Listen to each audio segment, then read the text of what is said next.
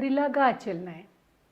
Дорогие слушатели, сегодня мы хотим поговорить с вами об имени прилагательном, как самостоятельной части речи, которая обозначает различные признаки предмета, характеризующие его с разных сторон. Эти признаки могут выражаться либо непосредственно самим предметом, либо опосредственно, то есть через отношение этих предметов к другим предметам. К непосредственным признакам предмета относятся, например, внешние качества людей и животных: активный, живой, упитанный и другие. Внутренние черты человека, например, высокомерный, щедрый и другие. Пространственные отношения: узкий, широкий, местный и тому подобное. Временные отношения: дневной, завтрашний, секундный. Цвет: фиолетовый, персиковый. Разнообразные свойства предметов и вещей, например, кисловатый, твердый, жесткий и другие. Также прилагательное может указывать на принадлежность кому-либо того или иного предмета. Например, Воробьевы горы, папины вещи. Как существительные, так и полные формы прилагательных изменяются по падежам и числам. Например, индийский студент, индийская студентка, индийского студента, индийской студентке и так далее. Качественные прилагательные в кратких формах изменяются лишь по родам и числам. Обед готов, еда готова, какао готово, продукты готовы. В предложении полные прилагательные чаще всего выступают во функции определения, реже входят в состав сказуемого. Краткие прилагательные в предложении, как правило, выступают в роли сказуемого. Например, какой чудесный ребенок! Здание было надежно.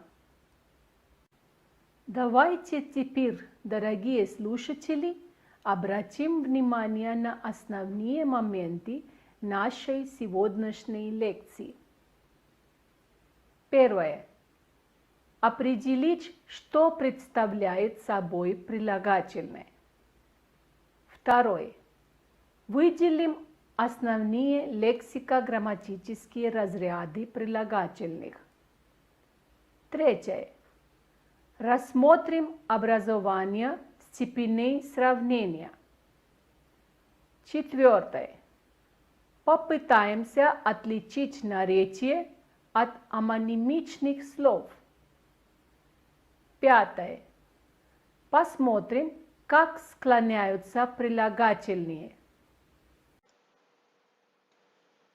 Имя прилагательное как самостоятельная часть речи. Имя прилагательное – это самостоятельная часть речи, которая обозначает различные признаки предмета, характеризующие его с разных сторон. К непосредственным признакам предмета относятся, например, внешние качества людей и животных. Активный, живой, пассивный, упитанный и другие. Внутренние черты человека, например, высокомерный, щедрый, пространственные отношения, узкий, широкий, местный и тому подобное. Временные, дневной, завтрашний, секундный и так далее. Цвет – фиолетовый, сизый, персиковый. Разнообразные свойства предметов и вещей, например, кисловатый, твердый, жесткий. Характеристика предметов по их действию – хрупкий. Также прилагательное может указывать на принадлежность к кому-либо того или иного предмета. Например, Воробьевы горы, папины вещи. Изменения по падежам и числам имен прилагательных. Как существительные, так и полные формы прилагательных изменяются по падежам и числам. Например, индийский студент, индийская студентка, индийского студента, индийской студентке и так далее. Также в формах составной и сравнительной более уверенный, более уверенная и в превосходной степени глубочайший, самый глубокий, самая глубокая. Отмечено подобное изменение по падежам и числам. Морфологические и синтаксические функции прилагательных. Качественные прилагательные в кратких формах изменяются лишь по родам и числам. Обед готов, еда готова, какао готово, продукты готовы. Предложения полные прилагательные чаще всего выступают во функции определения, реже входят в состав сказуемого. Краткие прилагательные в предложении, как правило, выступают в роли сказуемого. Например, какой чудесный ребенок! Здание было надежно. Такие прилагательные, как рад, должен, гораст, люб, не имеют полной формы. Образование кратких форм имен прилагательных.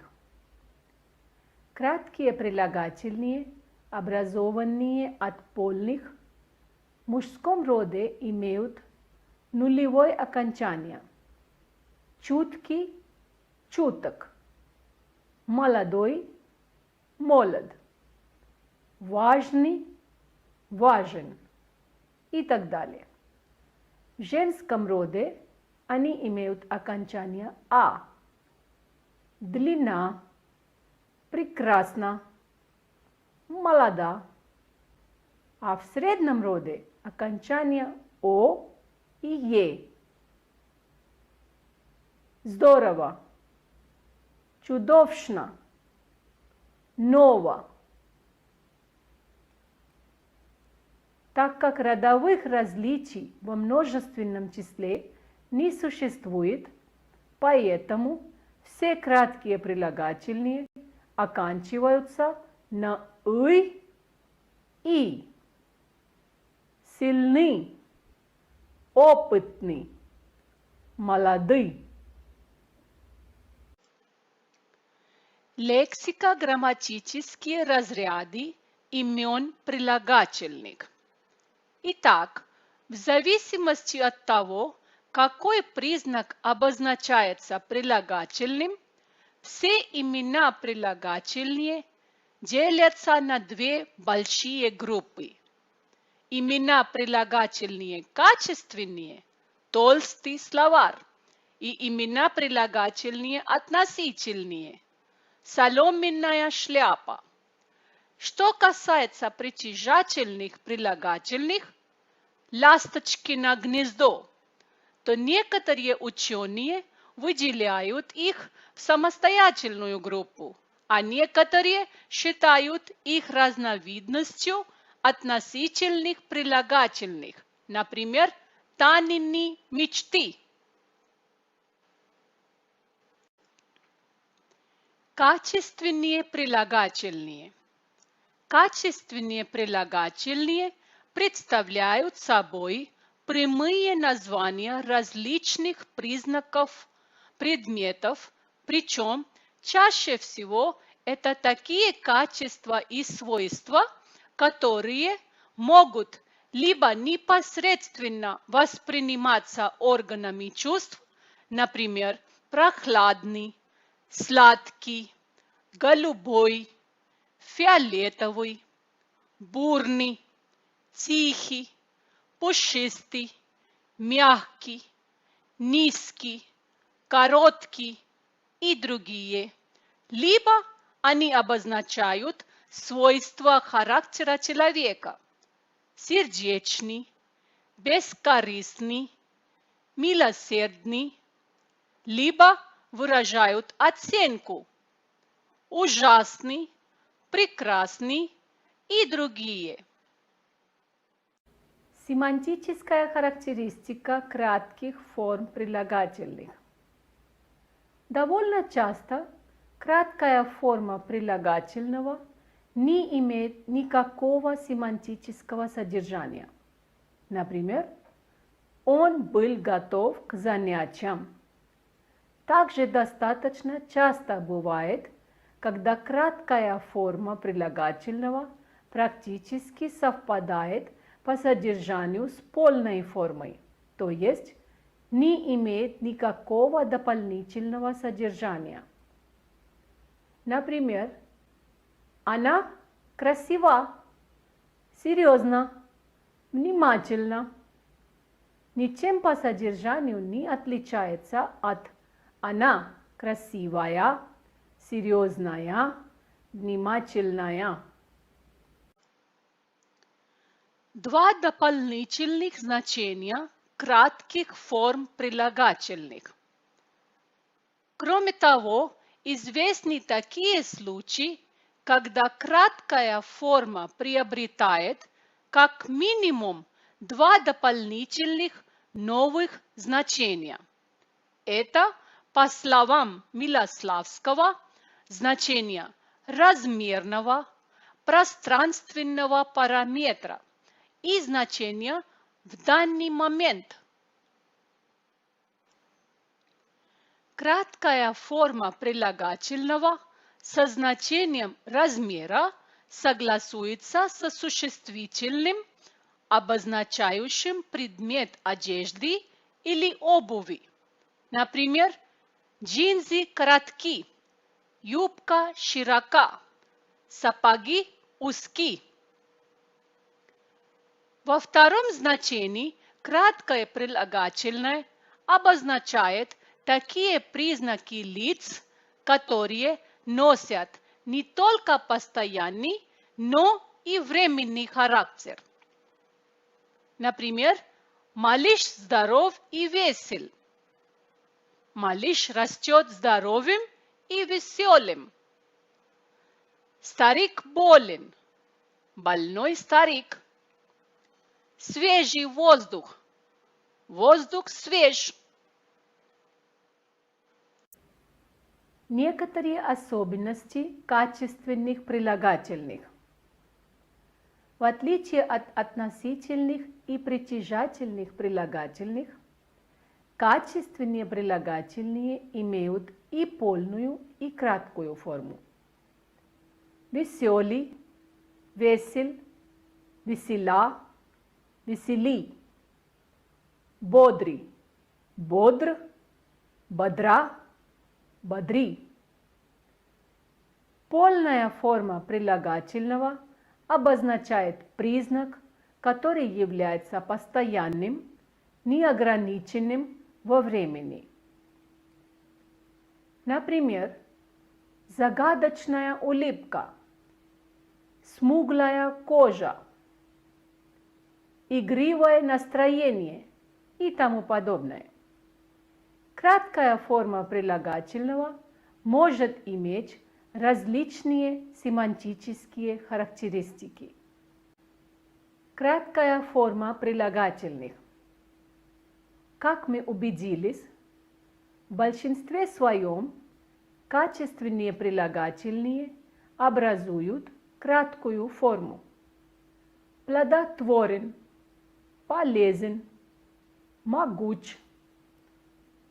Но некоторые прилагательные, имеющие, например, в своем составе суффиксы «ов», «ев», «деловой», «целевой» или называющие масти животных «каурая», «рыжая», «соврасая», кратких форм не образуют.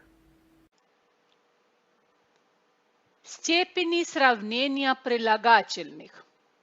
Практически все качественные прилагательные обозначают сравнительную и превосходную степени сравнения, обозначая признаки предметов, которые выражают проявление признака в большей или меньшей степени или в высшей степени. Например, интересный, интереснее, более интересный, менее интересный, интереснейший.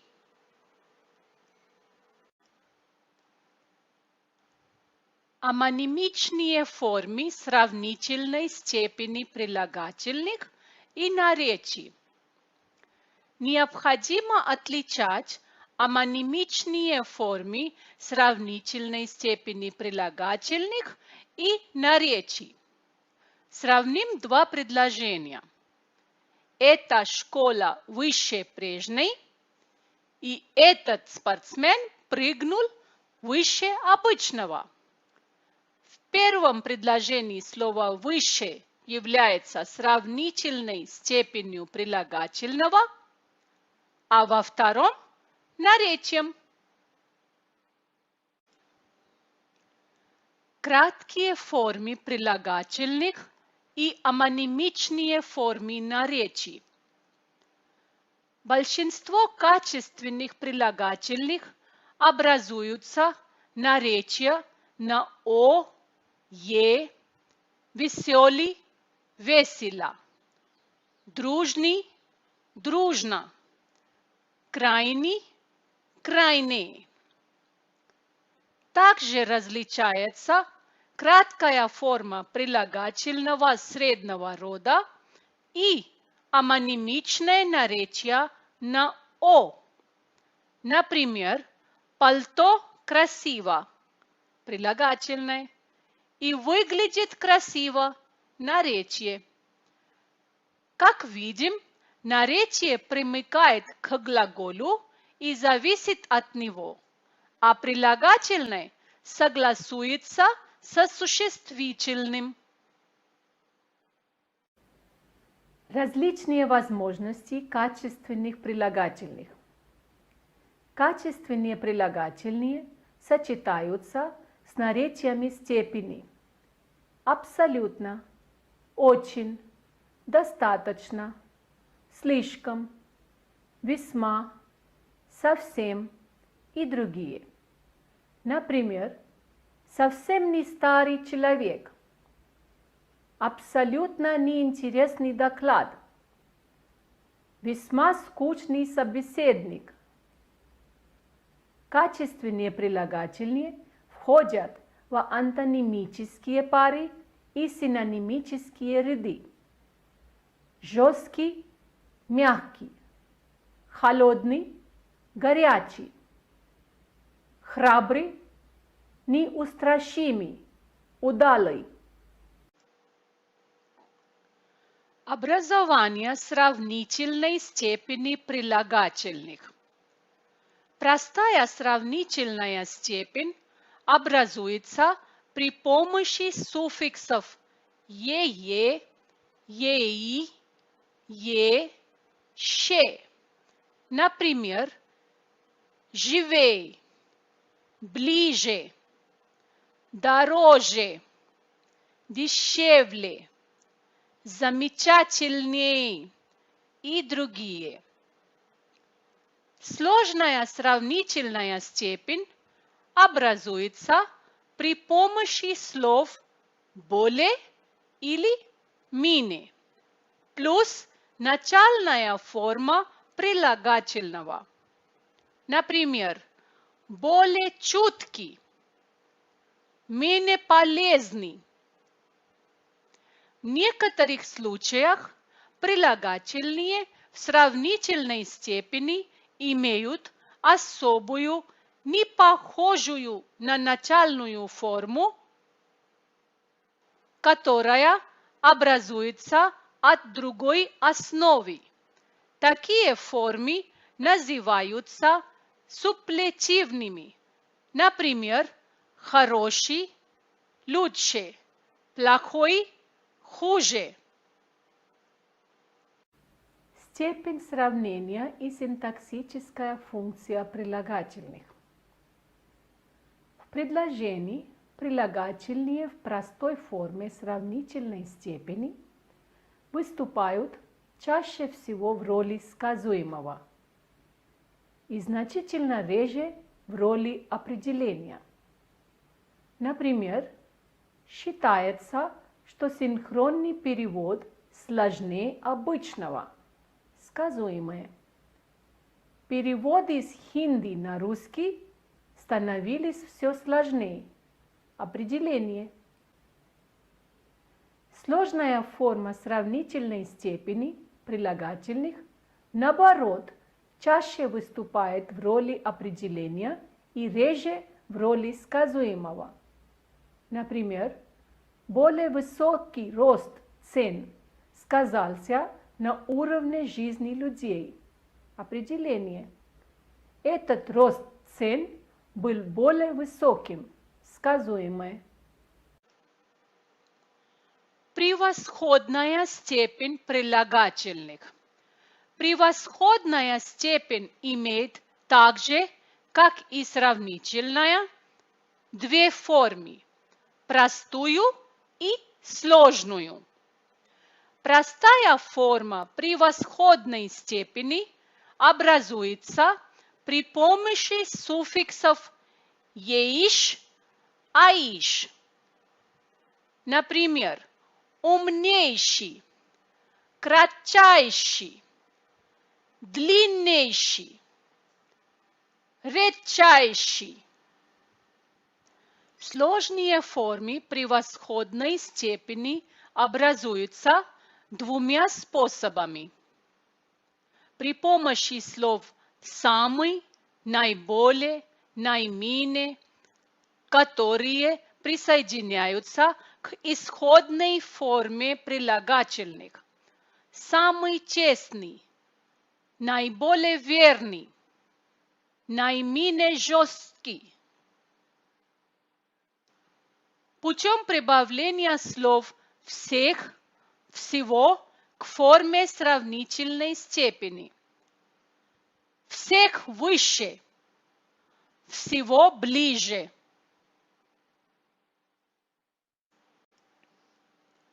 Относительные прилагательные. Относительные прилагательные обозначают признак, который указывает на разнообразное отношение к предмету, признаку или действию, например, к материалу, из которого сделан предмет. Серебряная цепочка, цепочка из серебра. Арбузный запах, запах арбуза. К лицу, Далев словарь, словарь Даля. Кутузовская тактика, тактика Кутузова. К месту, например, заграничная поездка, поездка за границу. Наземный переход, переход, построенный над землей. К времени, Летние каникулы. Каникулы летом. Дневное обучение. Обучение, которое проводится днем. К действию, как к свойству, например, разводной мост. Мост, который разводится. К числу. 8 мяч, 8 мячей и другие. Некоторые особенности относительных прилагательных. Здесь следует отметить, что все относительные прилагательные обозначают постоянный признак, который не может изменяться, то есть они не образуют степеней сравнения. Например, украшения не могут быть более или менее серебряными, уроки самыми утренними и так далее. Кроме того, относительные прилагательные не имеют кратких форм, антонимов и синонимов. Они не образуют наречий на «о», «е» и так далее. Другие особенности относительных прилагательных. Одно и то же относительное прилагательное может выражать различные отношения. Сравните: домашний очаг, уют, домашнее задание, домашняя работа, домашние хлопоты. Относительные прилагательные, в отличие от качественных, довольно часто имеют производную основу. Например, чудо – чудесный, съедач – съедобный, солома – соломенный, доска – дощатый, порошок – порошковый и так далее. В случае, когда относительное прилагательное образовано от существительного, часто производится замена прилагательного на существительное. Например, соломенная шляпка – шляпка из соломы, кирпичный дом – дом из кирпича, мясной ассорти – ассорти из мяса. Притяжательные прилагательные. Во многих научных трудах говорится, что притяжательные прилагательные являются разновидностью относительных, но некоторые лингвисты выделяют их в отдельный разряд. Притяжательные прилагательные выражают отношение одного предмета к другому, то есть обозначают признак предмета по его принадлежности лицу или животному. Например, Юлины книги, лисий мех, и отвечают на вопросы чей, чья, чье, чьи. Некоторые особенности притяжательных прилагательных. Притяжательных прилагательных отличают от относительных особым типом склонения, который называют смешанным склонением, потому что в нем представлены окончания и прилагательных из адъективного склонения и существительных из субстантивного склонения. Например, мамина шаль, маминой шали, птичий полет, птичьего полета. Притяжательные прилагательные образуются при помощи суффиксов «ин», «ын», «и», «ов», «ев». Например, ласточка – ласточкино гнездо, Олег – Олегова дружина, птица – птичий рынок. Притяжательные прилагательные, как и относительные, не имеют степеней сравнения и других признаков, которые есть у качественных прилагательных. Переход прилагательных из одного лексико-грамматического разряда в другие. Прилагательные могут переходить из одного разряда в другой. Например, относительные прилагательные при переходе в качественные меняют прямое значение на переносное, чаще всего на метафорическое. Например, железная решетка, железная воля, золотой перстень, золотой голос, персиковый джем, персиковая кофта. Притяжательные прилагательные тоже могут менять свой разряд, если они имеют значение «сделанный из чего-либо», то переходят в разряд относительных. Например, «зайчий след» – притяжательное, то есть след зайца. «Заячий тулуп» – относительное, то есть сделанный из заячьей шкуры. А если имеют значение что-то как у кого-либо или что-то свойственно кому-либо, то это укачественное прилагательное.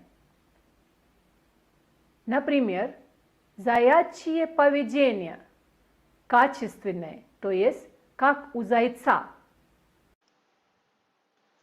Склонение имен прилагательных. К морфологическим признакам имен прилагательных, которые полностью зависят от имен существительных, относятся их изменения по родам, числам и падежам. Причем род прилагательных определяется только в единственном числе, а в множественном числе они не имеют родовых различий. Окончание прилагательных служит единственным показателем числа, рода и падежа. Например, чудесная погода, женский род, единственное число, именительный падеж. Вижу удивительных спортсменов, множественное число, винительный падеж. Разговор с интересным собеседником, мужской род, единственное число, творительный падеж.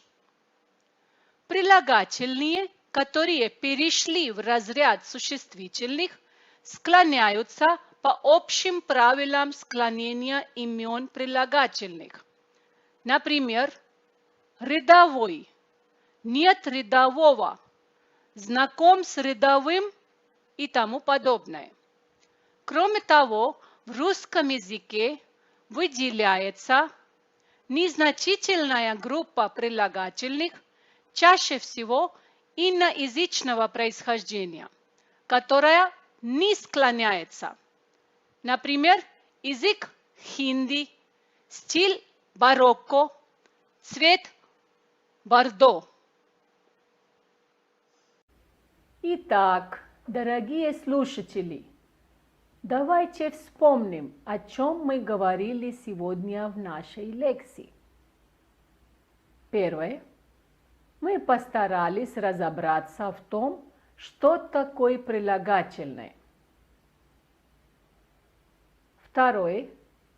Мы рассмотрели основные лексико-грамматические разряды прилагательных: качественные, относительные и притяжательные. Третье. Помимо склонений имен прилагательных, мы также изучили способы образования степеней сравнения. Четвертое. My rozsмотрели, a ma nimic nie formi priлагательных и наречий.